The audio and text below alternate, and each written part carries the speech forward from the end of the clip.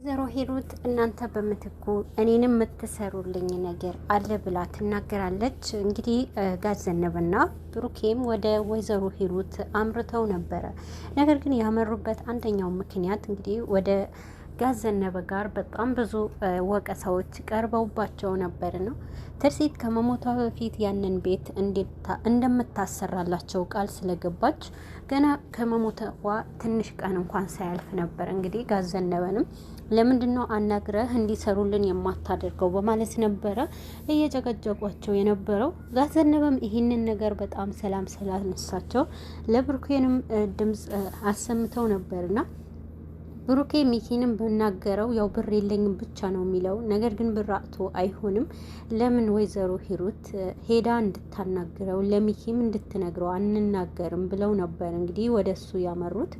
ጋዝ ዘነበና ብሩኬም ወደ ወይዘሮ ሂሩት ባመሩበት ሰዓት ቤቱንም ወደ እነሱ በመጡበት ሰዓት ወይዘሮ ሂሩት ከኋላ እንዳይቀመጡ ፊት ለፊት ሆነው እንዲያናግሩ ሰው ሲቆምብኝ አልወድም ብላቸው ነበረ። በዚህ መሀል ወይዘሮ ሂሩት እንግዲህ ጥያቄያችሁን ቀጥሉ የምትፈልጉት ነገር ብላቸው ነበረ። ወይዘሮ ሂሩት ያላትንም ነገር ከነገሯትም በኋላ እና ደግሞ ስለ ትርሲት የጀመረችውንም ቤት ሚኪ እንዲያሰራላቸው አንቺ ጠይቂው አንቺ ንገሪው ብለው ነበረ የተናገሯት። በዚህ ሰዓት ወይዘሮ ሂሩት ይህ ነገር እኮ የእሷ ህልም ስለሆነ እንዲሳካላትም እፈልጋለሁ ብላ ትናገራለች። ብሩኬና ጋዝ ዘነበም በጣም ደስተኛ ሆነው ነበረ በዚህ ጊዜ። ግን ደግሞ ደስታቸውን በትንሽም ሰዓት እንዲጠፋ ለማድረግ ትሞክራለች ወይዘሮ ሂሩት። እና ታዲያ አንቺ እውነት ታናግሪያቸዋለሽ እንዴ? ታናግሪዋለሽ ሚኪ ቤቱ እንዲሰራልን ብለው ታናግሪልን አለሽ ወይ ያሏትም ነበርና ችግር የለም ግን በምትኩ እናንተ እኔ የምፈልገው ነገር አለ ከእናንተ ብላ ነበር የጠየቀቻቸው። ወይዘሮ ሂሩት ለብሩኬም የጠየቀችው ከባድ የሆነ ነገር ነው። ከምትኩ እኔም የምፈልገው ነገር አለ ስትል ብሩኬም የሆነ ነገር ወይዘሮ ሂሩት ከሱ በጣም የፈለገችው ነገር በጣም ለመጓጓት ይሞክራል። ምክንያቱም ወይዘሮ ሂሩት ያለ ምክንያት እሺ ብላ ማንንም ሰው በስነ ስርዓት እንደማታናግር ግልጸኛ ስለሆነለት ነበረ። ብሩክም በዚህ ሰዓት እውነታውን ንገሪን ቢሏትም ጊዜው ሲደርስ የምፈልገው ነገር ከእናንተም እንድታደርጉልኝ አድርጋለሁ ብላለች ወይዘሮ ሂሩት። እነሱም ከሄዱ በኋላ እንግዲህ ብሩኬ በእጄ ገብተሃል ስፈልግ ነበርና እስካሁንም ድረስ ወደ እኔ እንዲህ ትመጣለህ ብዬ አላሰብኩም። ገና ወደ እኔ ትመጣለህ በእጄ ትገባለህ እያለች በጣም ስትደሳሰት ነበረ።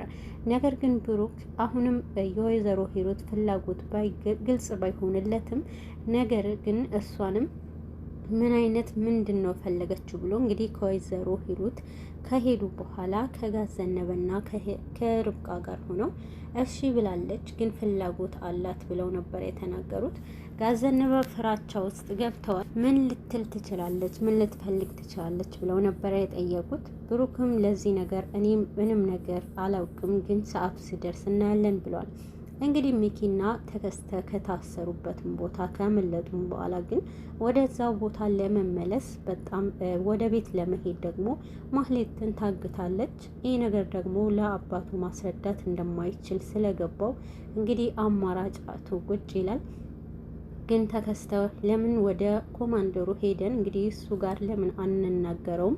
እሱ ለምን አይረዳህም? እሱ እኮ ብር ትከፍለዋለህ አይደለ እያለው ነበር። እንግዲህ በዚህ ሰዓት እሱማ ከፍለዋለሁ ግን ሌላ ሰው እንዲሰማ አልፈልግም ብሎ ነበር። እንግዲህ ኮማንደሩንም እከፍለዋለሁ ግን በከፈልኩትንም ብር ያስተካክልልኛል ብሎ እንግዲህ ወደ ኮማንደሩም ለመደወል የሞከሩት ግን ደግሞ ተከስተ ወደ ቤት እንሄድ ከዚህ በላይ ወዴትም መሄድ አንችልም ብሎ ተናግሮ ነበረ። ሚኪ ግን አሁን ላይ እሱ ሰውዬው ይዘው ስላመለጠ ተከስተ ላይ በጣም ቂም ይዞበታል። እንግዲህ ልጁ አምልጧል። ሚኪ ደግሞ አንተ ብትይዘው ይሄኔ ምንም እንትን አይልም ነበረ ብሏል። አሁን ላይ ርብቃ ሁኔታዋ ሁሉ በጣም ይገርማል። እንግዲህ ጋዝ ዘነበ ከመምጣቱ በፊት ለብሩኬ ፍቅር ቃላቶች ልትገልጽለት በነበረ ሰዓት ስለነበረ ስሜቷ እንግዲህ ሊናገሯት ብሩኬ ፊት ለፊቷም ስለመጣ እውነታውም ተናግራ ስላልጨረሰች በጣም ተናዳለች። በወይዘሮ ሂሩት ላይም ደግሞ ከባድ የሆነ ነገር ተሰምቷታል ማለት ነው። እና ደግሞ ጋዘነበና ብሩኬም የበለጠ አስጨንቋቸዋል። ምንድን ነው የምትፈልገው ከኔ? እኔ ምን አለኝና ነው እኔ ማደርግላት ነገር ልትፈልግ የምትችለው ብሎ እንግዲህ ብሩክም በሀሳብ ተውጧል። ወይዘሮ ሄሉት ከኔ ምን ትፈልጋለች? ምንድን ነው ፍላጎቷ ብሎ የሆነ ጭንቀት ውስጥ አስገብቶታል ማለት ነው። በዚህ መሀል ወይዘሮ ሂሩት የፈለገችው ፍላጎት ለማወቅ እንግዲህ ብሩኬ ሰዓታቶች፣ ጊዜያቶች መጠበቅ እንዳለበት ስለሆነ የተሰማው ሚኪም እንግዲህ ከሰውየው ጋር ተገናኝተዋል። ወይዘሮ ሂሩት ደስተኛ ሆናለች። እንግዲህ ደስተኛ የሆነችበት አንደኛው ምክንያት ብሩኬ በእግሩ ወደ እሷ በመሄዱ እሷንም ጥያቄ ስለጠየቃት ወይም በትህትና ይሄ ነገር አድርግ በይ ሲባል የበላይነት ተሰምተዋታል። በሌላኛው ደግሞ ብሩኬንም የፈለግኩት ነገር ይሄ ቤት እንዲሰራ አድርግ እለዋለሁ ብላ እንግዲህ ሌላ ውሳኔው ለመወሰን ነበረ ያሰበችው። በመሀልም እንግዲህ ወይዘሮ ሂሩት ከልጇ ሀዘን በላይ የራሷ ምኞት ለማሳካት በእጄ ትገባለህ ሚኪ ብቻ ይምጣ እያለች ነበረ። እንግዲህ ሚኪ ከጠዋት ጀምሮ አቤት ውስጥ አለመኖሩ፣ ልጆቹን ወደ ትምህርት ቤት አለመውሰዱ በጣም አናዷት ነበረ። ሲመለስ ወደ ቤት እኔ ጋር እንዲመጣ አድርጉት ብላ ተናግራ ነበረ። ነገር ግን እሱ እስኪመጣ ድረስ ለዚህ ወሬ ስትጨነቅ ነበረ። ሚኪም ከኮማንደሩ ጋር ተገናኝቶ እንግዲህ ኮማንደሩ ሚኪን ተከስተን ይዞ ስለመጣ በጣም ተናዷል። ከኔ ጋር ስትገናኝ እኔ ስንቴ ነግሬሃለሁ፣ ይህንን ሰውዬ ያስከትልህብኝ ወደ እኔ እንዳትመጣ ብዬ ደጋግሜ ነግሬሃለሁ እና ግን እንዴት ይዘኸው ትመጣለህ ብሎ እንግዲህ በጣም ሲቆጣው፣ ሚኪያስም ከዚህ በኋላ እንደዚህ አይነት ነገር እንደማያደርግና ከአሁን በኋላ እሱንም ይዞ እንደማይመጣበት ነበር የተናገረው። ነገር ግን ተከስተ በዚህ መሀል በጣም ተናዷል። እንግዲህ ሚኪያስ ተከስተንም ትቶት ከሄደ ምናልባት ለሌላ ሰው ያቃጥርብኛል አሊያ ደግሞ ከጨዋታ ውጪ አድርጎኛል የሚለው ነገር ከሚኪ ጭንቅላት ውስጥ ተቀርጿል።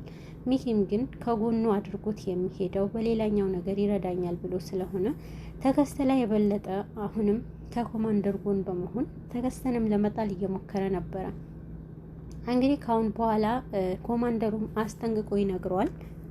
ይህንን ስራ እንድሰራልህ ከፈለግ ከዚህ በላይ ከፍ ያለ ገንዘብ እንድትከፍለኝ እፈልጋለሁ ብሏል። ኮማንደሩ እንግዲህ ከዚህ በላይ ብዙ ብር እንደሚፈልግና ለዛ ብር ካልከፈለው ሌላ ከባድ ነገር እንደሚገጥመው አሊያ ደግሞ እንደማይሰራለት ነበረ ለሚኪ የነገረው።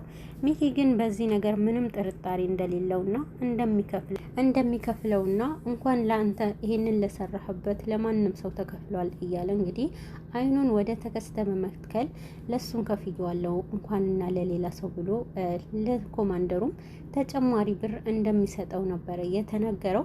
በዚህ ሰዓት እንግዲህ ኮማንደሩም እንደዛ ከሆነ በጣም ያስደስታል በማለት ለብር ስል የፈለግኩት ነገር ማድረግ እችላለሁ በማለት እንግዲህ ከሚኪ ጋር ይስማማሉ።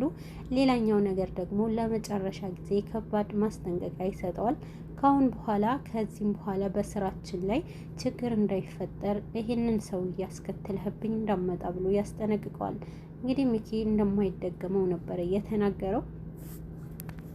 እንግዲህ ማህሌት አሁን ላይ ካገታት በኋላ አይኗ እንኳን እንዳታይ እንዳትሸፍን እያደረጋት ነው ያለው። ዝም በይ አትጩሂ እያላት ነው። ማህሌት ግን በታፈነችበትም ሁሉ ፍፈተኝ፣ ጨንቆኛል፣ እግሬ አመመኝ እያለች ስትናገረው ነበረ። ነገር ግን አሁን ላይ አፍኖ የያዛትንም ሰውዬ የሚያፈቅራትንም እንደሚወዳት ሲናገር ነበረ። ነገር ግን እኔ አንተ ልወድህ አልችልም በማለት እንግዲህ ከእሷ እንዲርቅ እሷንም እንዲተዋት ነበረ ስትናገር የነበረው።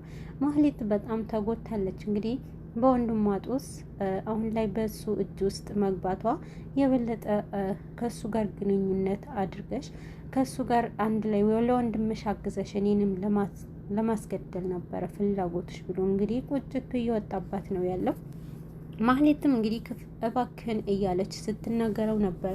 ነገር ግን እሱ መቼም እንደማይተዋትና መቼም ቢሆን ይሄ ነገር ከሷ በጭራሽ እሷንም እንደማይተዋት ህይወቷንም ሁሉ ከሱ እንደማትርቅ እሷ ገላዋንም እንደሚመኛት ነበረ የተናገረው። ማህሌትም ጨንቋታል። እንግዲህ ይሄ ነገር እንዳያደርግ ደጋግማም ስትነግረው ነበረ። እኔ እንደምን አልወደድሽኝም፣ ለምን አላፈቀርሽኝ፣ ለምን አልወደድሽኝም፣ ለምን አላፈቀርሽኝም፣ እኔ እኮ የማልወደድ ነው እያላትም ነበረ። ነገር ግን አሁን ላይ እኔ አንተን የማልወድህ ምርጫዬ ስላልሆንክ ነው እኔ በቃ ላንተ ምንም አይነት ስሜት የለኝም ብሎ እንግዲህ ትነግረዋለች ብላ ትነግረዋለች። ግን ደግሞ የግድ እኔን መውደድ አይጠበቅብሽም፣ ግን አንቺን ቢያንስ ገላሽን ለኔ ይሆናል እያለ እንግዲህ ማህሌትም ሲያስፈራራት ነበረ። ሚኪ የሰራው ስህተት ለእህቱ አሁን ላይ ጦስ ሆኖላታል።